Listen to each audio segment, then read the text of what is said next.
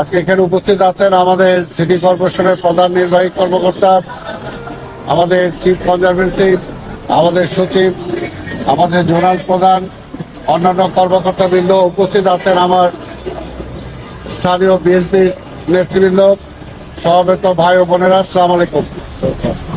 আপনারা শুনেছেন যে আমরা ঢাকা শহরে যে স্কেচগুলো হয়েছিল সেগুলো অনেকটা নন হাইজেনিক ছিল, অনেকটা বাতাসকে অনেক সময় বাতাসের মধ্যে এই গন্ধগুলো ছড়িয়ে যেত। তাই এটাকে পরিবর্তন করার জন্য আমরা চেষ্টা গ্রহণ করেছি। আপনারা দেখেছেন কলা বাগানে আমরা প্রথম একটা এই ধরনের সৌন্দর্য বর্ধন করার চেষ্টা করেছি। ঠিক আছে, প্রথমে একটা কলা বাগানে আমরা করেছি, এটা আমরা দ্বিতীয় করলাম এবং আস্তে আস্তে আমরা সবগুলো স্কেচ যেগুলো আছে সবগুলোকে আমরা এইভাবে করার চেষ্টা করব। তবে সাংবাদিক ভাইদের মাধ্যমে আমরা জনগণকে বলতে চাই, আমরা যতই করি না কেন জনগণের সহযোগিতা না পেলে কোনোটাই ভালোভাবে রাখা আমাদের পক্ষে সম্ভব হবে না। আমরা চাই জনগণের সহযোগিতা প্রত্যেকটা এলাকায় যাতে জনগণ এগিয়ে আসে, কারণ পরিষ্কার পরিচ্ছন্নতা শুধুমাত্র সিটি কর্পোরেশনের একার পক্ষে সম্ভব নয় যদি জনগণ স্বতঃস্ফূর্তভাবে পরিষ্কার পরিচ্ছন্ন প্রোগ্রামে অংশগ্রহণ না করে। সেই কারণে আপনারা জানেন যে আমরা সিদ্ধান্ত নিয়েছি প্রতি মাসের প্রথম সপ্তাহের শনিবার ঢাকা শহর একটা ক্লিনিং প্রোগ্রাম থাকবে। অর্থাৎ ঢাকা শহরের প্রতিটা বাড়ি, প্রতিটা অফিস, প্রতিটা আদালত, প্রতিটা ব্যবসায়িক প্রতিষ্ঠান, সব প্রতিষ্ঠান প্রতি মাসের শনিবারে বিশেষ পরিচ্ছন্ন প্রোগ্রাম আমাদের চলবে। এই ব্যাপারে আমরা জনগণ সহ বিভিন্ন বাড়ির মালিক, বিভিন্ন প্রতিষ্ঠানের মালিক, বিভিন্ন ব্যবসা প্রতিষ্ঠানের মালিক, বিভিন্ন শিক্ষা প্রতিষ্ঠানের যারা পরিচালনা করেন তাদের সবার সহযোগিতা চাই এবং সবার আগে আমরা সাংবাদিক ভাই বোনদের সহযোগিতা চাই আপনাদের মাধ্যমে, যাতে এই বিষয়টা সবার মাঝে প্রচারিত হয় যে আমরা ঢাকা শহরটা পরিচ্ছন্ন রাখার চেষ্টা করছি। আপনারা দেখেছেন ইতিমধ্যে বিভিন্ন জায়গা থেকে হকারদেরকে তুলে দিয়ে আমরা একটা তাদের সিস্টেমের মধ্যে আনতে চাচ্ছি, কিন্তু অনেক জায়গায় আবার সেটা ব্যাহত হচ্ছে।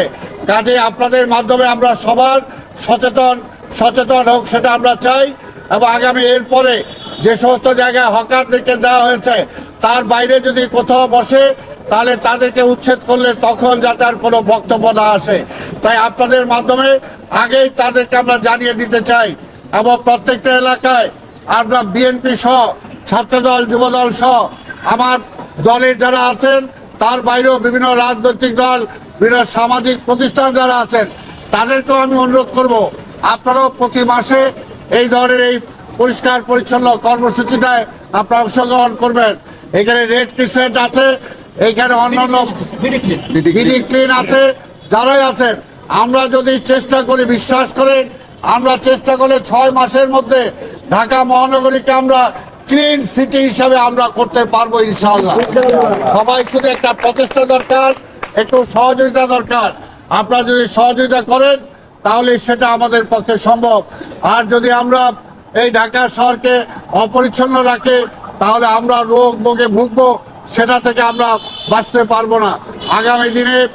আগামী দিনে চিকনগুনিয়া ও ডেঙ্গুর হাত থেকে যদি বাঁচতে হয় এখন থেকে আমাদের প্রতিকার নিতে হবে, এখন থেকে বাড়িঘর আঙ্গিনা পরিষ্কার রাখতে হবে। আমাদের মাননীয় প্রধানমন্ত্রী তারেক রহমান চান গ্রিন সিটি আমরা ক্লিন করতে চাই, পাশাপাশি আবার গাছপালা লাগাতে চাই যাতে গ্রিন সিটি হতে পারে। তাই আমি আর বক্তব্য দীর্ঘায়িত না করে সাংবাদিক ভাইদের মাধ্যমে আমি আবার ঢাকা নগরবাসীর দৃষ্টি আকর্ষণ করছি, সবার সহযোগিতা চাই। আপনারা আমাদের সমালোচনা করেন, পাশাপাশি আপনি নিজেও সংশোধন হন, কারণ আমি যদি সংশোধিত না হই, আমি পরিবর্তন না হলে ঢাকা শহর পরিবর্তন হবে না। তাই আসুন আমরা সবাই পরিবর্তিত হই, আমরা নিজেকে পরিবর্তন করে তাহলে ঢাকা শহর পরিবর্তন হবে। এই আশা রেখে আপনাদের সবাইকে ধন্যবাদ দিয়ে এবং এলাকায় আজকে দেখলেন আজকে সেখানে আমরা নতুন করে একটা করলাম, পাশে টয়লেট বাথরুমের ব্যবস্থা করা হয়েছে। কারণ আমার পরিচ্ছন্ন কর্মচারী যারা আছেন, কর্মকর্তা যারা আছেন তারা কোথায় যাবে, তাদের জন্য এই টয়লেটের ব্যবস্থা করা হয়েছে। আমরা চাই আস্তে আস্তে সব কিছু আমরা আধুনিক ব্যবস্থা করতে চাই, সবার জন্য সুযোগ সুবিধা ব্যবস্থা করতে চাই।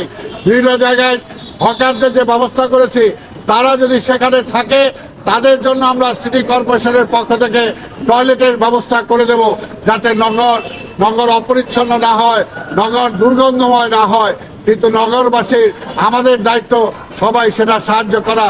তাই 50% জনগণ দায়িত্ব পালন করবে, 50% সিটি কর্পোরেশন দায়িত্ব পালন করবে। তাহলে 100% এই ঢাকা মহানগরীকে জনগণের উপযোগী আমরা করতে পারবো। আপনাদের সবাইকে ধন্যবাদ। খোদা হাফেজ। বাংলাদেশ জিন্দাবাদ। গ্রাফিতিটা হয়ে থাকে পোস্টারের যে ঝামেলাটা, গ্রাফিতির উপরে কালকে থেকে যদি একটা পোস্টার লাগাতে শুরু করে, তাহলে আপনার যে কার্যক্রম এই ব্যাপারে আমি বারবার বলেছি আমাদের নজরদারি থাকবে, কিন্তু সবচেয়ে বড় নজর রাখার দায়িত্ব কিন্তু সাংবাদিক ভাই বোনদের। সাংবাদিকরা যদি পত্রিকায় একটা আর্টিকেল লিখে বা একটা সংবাদ পরিবেশন করে, সেটা সবার দৃষ্টিতে চলে যায়। কাজে সাংবাদিকদেরও সহযোগিতা চাই এবং আমরাও পাশাপাশি এটা নজরদারিতে রাখবো, যাতে এত সুন্দর গ্রাফিক করেছি, এত সুন্দর ফুল গাছ লাগানো হয়েছে, এগুলো এই সৌন্দর্যটা যাতে কোনোভাবে নষ্ট না হয়।